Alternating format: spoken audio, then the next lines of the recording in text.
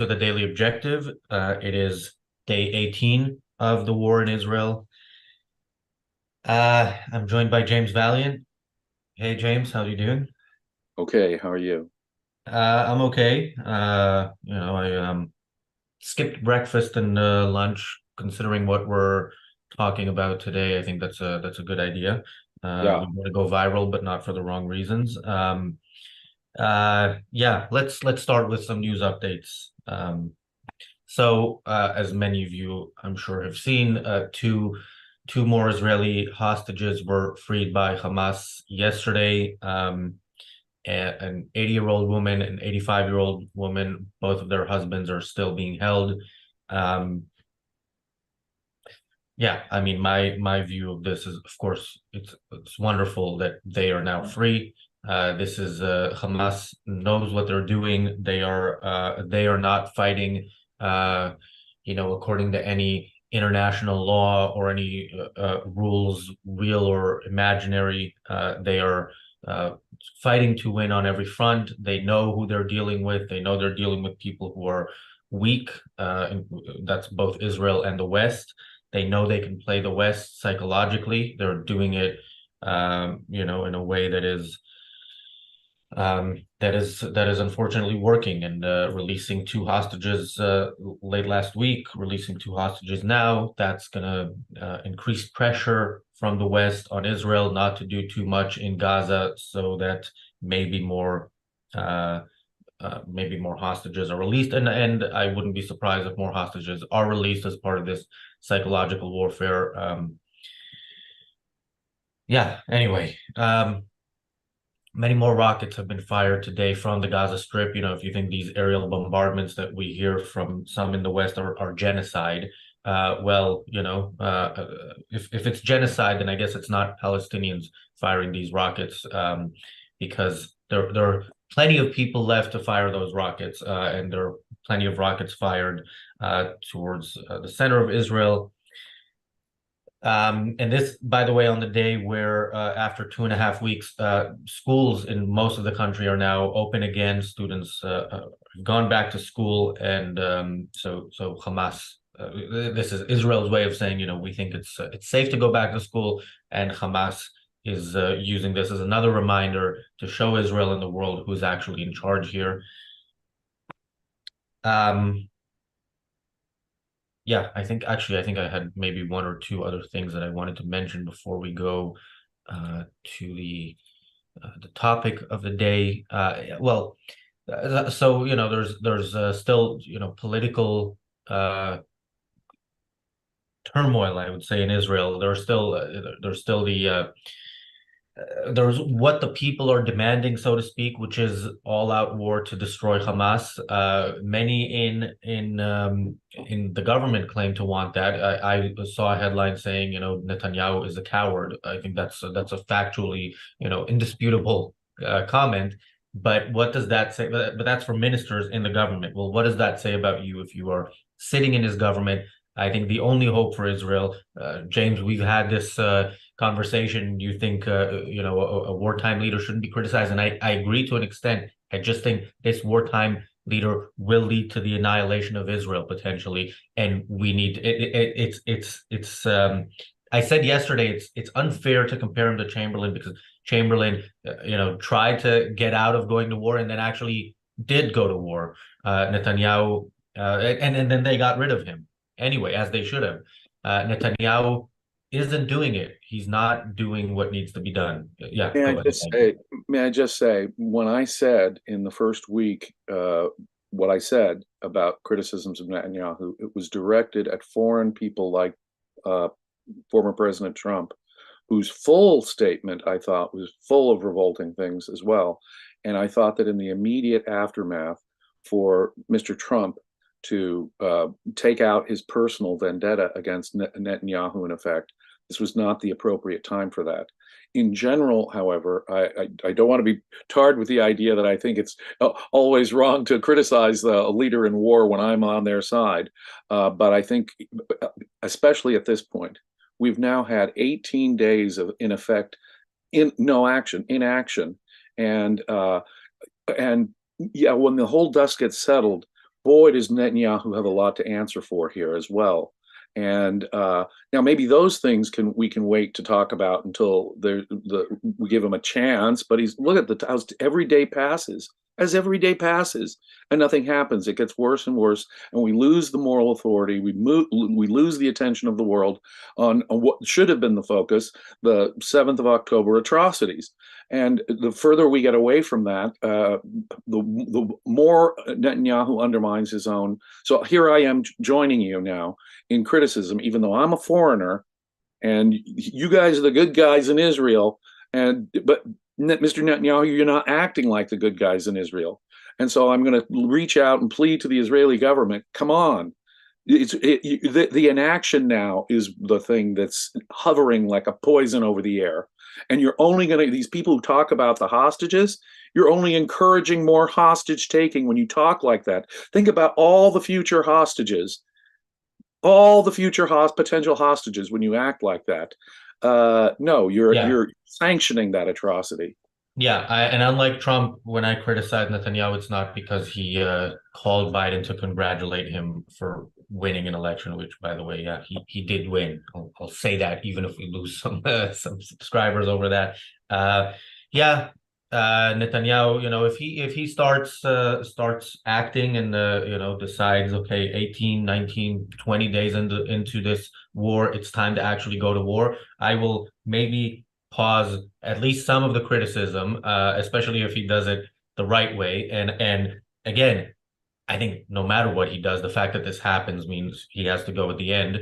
But I think the fact that he hasn't done anything up until now means it is probably for the best if May I he just say, goes as now. an American, the idea that the Biden administration is holding him back or trying to hold back the Israeli government or is in any way influencing the Israeli government to show restraint because of the hostages or to get humanitarian relief to the poor people of Palestine is absolutely repulsive. I am disgusted at my president. Well, you know, this is my theme because I'm sitting here in America disgusted with my own government and their absurd demands. I mean, can you imagine saying to Churchill, as I've said, no, you got to feed the German people before we help you with your fight against the Nazis. But wait, That's the idea, yeah, the idea that America is holding Israel back I think, is bullshit. I mean, America, I'm sure Biden has that view, but Israel in the past has acted, and America has been upset, and it happens, and you do it anyway because it's what has to yeah. be done. And so, yeah, Israel can and should act, regardless of what Biden says. And I saw a So statement disgusted from. by the idea that Israel's best ally in the world is talking like that at all. We shouldn't even be trying to influence Israel that way. It's disgusting. Well, again, I blame Netanyahu more than I blame Biden, but you know who I blame the most? Well, maybe not the most, but somebody who I think is really actually before I was trying to segue into today's topic, but I did want to mention also another part of in the news update that um, there's I saw a statement by Mahmoud Abbas, the Palestinian president, so-called from Fatah, the Nice terrorists, Oh, the yeah, the nice nationalists, the terrorists. ones that Yeah. aren't Islamists and that kill people by shooting them and not necessarily by beheading and raping and burning people alive. Um, so he's now saying, well, the only way that after whatever happens in Gaza, we take over is if it's part of a wider political solution. Political solution means there will be a Palestinian state in Gaza and the West Bank following what happens, which is essentially what Israel, the West in general, but Israel in particular has been doing for decades, which is saying with their actions, not with their words, but with their actions, which do speak louder, saying terrorism works. If you want to get what you say you want to get, commit more terrorist attacks. We will move towards you on everything. It used to be the American policy that there shouldn't be a Palestinian state. Then there was the Intifada. Then they changed it. Israel eventually changed it as well. It started with the Israeli left. It is now the Likud's policy as well. So yeah, terrorism works, and I think it's time for it to stop working. all these commentators who really do not appreciate the basic facts on the ground here. Hamas, their stated goal is to wipe Israel off the map. Their supporters in Iran, their stated goal is to wipe Israel off the map. They refuse to recognize Israel's right to existence. How you can even begin, I mean, I'd have all kinds of other conditions, but how you could even begin to negotiate peace with someone before they recognize your very right to exist, it's absolutely insane to me. There is, and America and Israel too have been compromising on this idea and compromising on this idea. Like you say, they've been rewarding terrorism. That's all that can be said. Unless you withdraw your monstrous ideas about Jews, Israel, and the West, we cannot negotiate with you at all. In fact, it's immoral to do so. That's my view. So thank you, Bonnie, for the super chat. Thank you, Jonathan, for the super chat. Let's get to the topic, which is, the UN comes up often when we talk about foreign policy, about conflicts, and as always, I don't think we'll have much good to say. So Antonio Guterres, the Secretary General of the United Nations, said about the Hamas attacks that they did not happen in a vacuum. They happened after 56 years of occupation. So and there's a whole thing he goes into it. It's a clip you can find. I've been saying over the past couple of weeks, there are clips you can find that you might not want to see. This is a different type, but also, considering this person's power, considering his position, considering how the West looks at somebody like this. If this was a representative, again, if we had a United Nations of only free nations, and the others had their own thing, he'd fit perfectly into the other one, the one where the Palestinians, Iran, Saudi Arabia, Qatar, North Korea, China, Russia, all those countries, their alliance. This is the kind of thinking that I think should lead them. But unfortunately, he's speaking, in the West. The United Nations is their home is Manhattan, shockingly. So, James, your initial thoughts on this? I have some stuff to say about the idea that it's happened in a vacuum, but go ahead. Yeah. Ayn Rand said something very, very powerful. She said, in any compromise between food and poison, poison must win and will win. And when I read the vile and despicable statement from the leader of the United Nations, this is the elected leader of the United Nations, the spokesman of the General Assembly of this organization, and I read that he says, we denounce the horrible violence in southern Israel on the 7th of October. Yeah, but it didn't happen in a vacuum. It happened in a context of Israeli occupation and violence. Okay, yeah, sir, it didn't happen in a vacuum. Correct. Only you've got the vacuum completely upside down, backwards, inside out. And by using words like occupation, he is immediately discrediting himself. And notice the statement, though. Notice this compromise between food and poison that he said. Oh, yeah, it's terrible what happened on the 7th of October, but it's terrible what Israel's been doing. Okay, the poison has totally won. The poison has totally won. He's saying we're seeing humanitarian violations in Gaza right now. No, bullshit. We are not. We are seeing a pathetic response. The idea, the international organization such as this has completely discredited itself. It is self-destructive for Israel or the United States to belong to this organization. We can only hurt ourselves with any further continued association with this evil sanctioning organization called the United Nations. Of course, the fact that Russia and China have a veto power invalidates it morally. Of course, the fact that the worst nations in the world get on the Human Rights Council invalidates it. But here we have the latest example of how the United Nations morally invalidates itself. Now, there was a discussion yesterday on the reality show about international law and these international agreements. There is no independent enforcement mechanism for this. These are all, in effect, gentlemen's agreements, as they used to be called. And the instant that bad integrity, bad faith is shown on the other party, the agreement is off. It's null and void. It can be ignored. It's gone in my mind. And with the amount of moral sanction to evil that we've seen now from the United Nations, which is overtly hostile to Israel, it is unmistakable now. It is immoral for America to belong to such an organization. It is immoral. It is self-destructive. We are poisoning ourselves and all of our values and interests. This is an illegitimate organization that does nothing but help the bad guys, that does nothing but sanction evil. And why Israel and the United States are still involved, connected in any way. The United Nations is headquartered in New York City. You just mentioned. That's madness. They should be told to leave as of yesterday. America should stop and it's the major funder for the United Nations, should stop all of the sanctioning of this evil. All we're doing is helping our enemies, destroying our own values, swallowing poison. How can I make myself clear on this?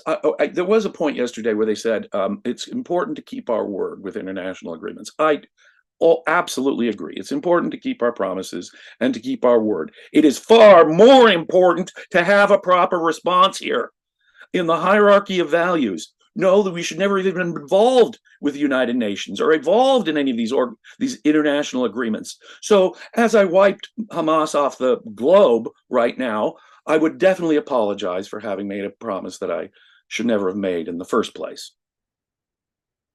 Yeah, there's a few things in there that I want to comment about. Thank you, Wes, for the super chat. Shazbot says the exact quote is, "In any compromise between food and poison, only death can win."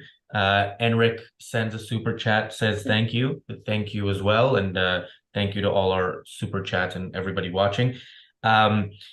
Yeah, in yesterday's conversation, so there was the reality show was about the international law, and I mentioned that even though we have James Valliant on the channel, we have Matthew Humphreys on the channel, I intentionally didn't want to have a lawyer in that conversation for the same reason that if we talk about astrology, I'm not going to have an astronomer on the show. I think and for more on that, watch the show. But yeah, the idea, I think the conversation about keeping agreements is going to be something we talk about more, maybe in the philosophy forum on Saturday. I think that's always a good place to talk about that that kind of stuff. But yeah, when I was thinking about it later, I think, in some cases it's important.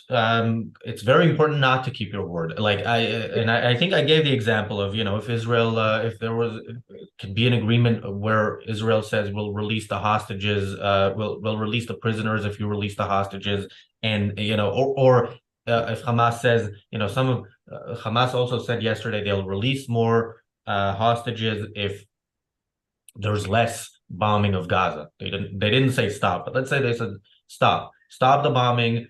Let's call a ceasefire and we'll release the hostages.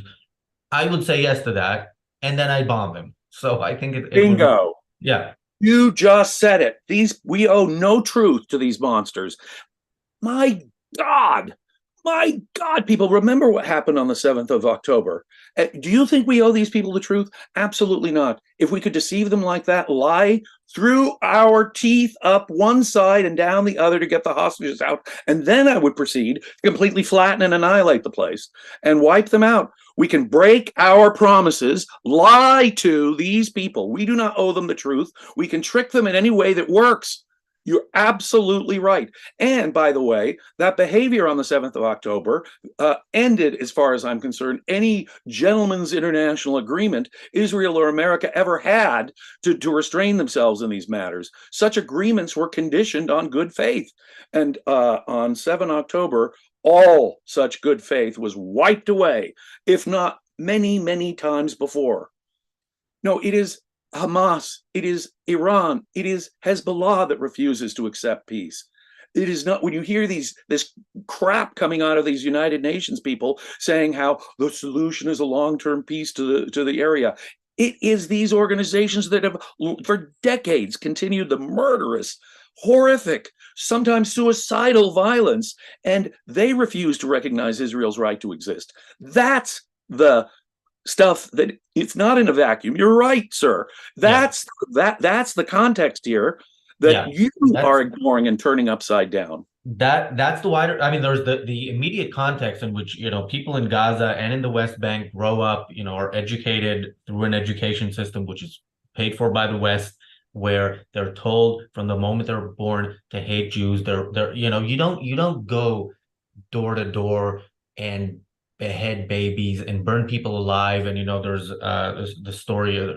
One of the stories is they took a kid from his home and had him go door to door so that people would open the door so he would knock and speak in Hebrew and they knew who he was, and then would shoot people. And they told him, you do this and you can stay alive. And of course they killed his family. And once he knocked on enough doors, they killed him as well. Or the story which Zaka, the Jewish religious organization that goes in, and picks up the bodies in accordance with the Jewish laws and everything. Press conference of theirs, one of them was saying how they went into a home and the parents were tied on the floor, like their hands and their legs tied in front of the children, and you could see that they were like eyes were taken out and fingers were cut off, and the people looking at the scene didn't know if it was the parents being made to watch the kids tortured or the kids being made to watch the parents tortured, and the terrorists sat there and ate the family's food. I mean, you don't go in and do something like that unless you've been really conditioned for it your entire life and had never actually got to a point where you question it. And so it doesn't happen in a vacuum, and a culture like that doesn't happen in a vacuum. It happens with the support and at the very least appeasement of the West and of people like this scumbag from the UN who when he sees these scenes, one should only hope that he would look at it and I know this has happened to some on at least the political left who have looked at this and said, you know what, we were wrong, we screwed up. This guy doesn't have that. He doesn't have a conscience that is gonna tell him, look, we are at fault. We are at fault for allowing stuff like this to happen in the world, and for not encouraging countries that are faced with such dangers to destroy the danger and eliminate it. As a prosecutor, we would have discussions, especially with defense attorneys and judges, over the level of moral culpability of, say, a murderer. And frankly, in my view, if the person is capable of doing, say, a sadistic murder, in terms of responding to them, does it matter that they're psychologically twisted? Does it matter if a degree of moral culpability can be excused by the horrific way that they grew up or the way they were propagandized or treated as a child or something? When it comes to their doing violence, protecting victims from that violence is the priority. I don't much care whether it's a total psychosis that caused you to kill the person, or whether it was carefully planned by a very sane supervillain. It doesn't matter. The violence is the violence, and you've got to respond to these monsters, whether or not it's a matter of their psychologically being twisted out of all human capacity to think rationally, which is the level we'd be talking about here. I mean, consider that what you just described in terms of their behavior. Consider how mentally diseased we would have to be talking. I mean, psychosis level sociopathy. I mean, these people would be like sadistic mass murderers and should be treated that way. And I don't care what the etiology is or what the psychological cause is, it's totally irrelevant. The fact is, we have to take every step necessary to prevent this from ever happening again. And the assessments of various degrees of moral blame here and the various psychological components of it, I'm really, frankly, not much interested in. And another part of the discussion, they say children and stuff. Well, children are obviously innocent. Well, but you know something? The fact is, children are subjected to dangers by their parents. They are the victims, one way or another, of their parents' behavior. And that's inescapable. If their parents are that messed up or that evil, which I have to believe is the dominant case here. I mean, back at, what was it, in 2006 and 2007, 60% of Gaza's population voted Hamas in. And the rest of them voted mostly for the other kinds of terrorists, like terrorist light or terrorist more heavy, organizations. So it's hard for me really to imagine a lot of moral innocence over there. But nonetheless, I don't care. I don't care if they're psychologically twisted. And as for the poor children involved, as children everywhere always are, they're the victims of their parents' poor judgment. And that has to be the case. I mean, if someone shoots your baby and then holds up their baby as a shield, what are you supposed to do? How can you deal with that? They are killing their own baby. There's no other way of looking at it.